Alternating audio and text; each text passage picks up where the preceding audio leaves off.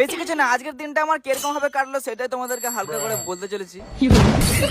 সকাল সকাল খাওয়া দাওয়া কমপ্লিট করে পায়ের উপর পা তুলে ঘরের মধ্যে বসেছিলাম, আর হঠাৎ করে আমার কানে একটা অনেক সুন্দর গন্ধ এলো। আরে এত সুন্দর গন্ধ আমাদের ইন্ডিয়াতে কিভাবে এলো, চলো একটু দেখি। ও মাই গড, আসলে গাইস এতক্ষণ যে সুন্দর গন্ধটা পাচ্ছিলাম ওগুলো এই পচা শুটকি মাছের গন্ধ ছিল। ঘর থেকে বেরিয়ে আমি চলে এলাম একটু আড্ডা মারতে, আর এখানে দেখি এরা আলু পেঁয়াজ কুরকুরে অনেক কিছু দিয়ে বিরিয়ানি বানিয়ে দিয়েছে। তাই ভাবলাম এদের সঙ্গে আমি একটু খাওয়া দাওয়া করি, কিন্তু হাত না দিতে দিতে সব খালি হয়ে গেল।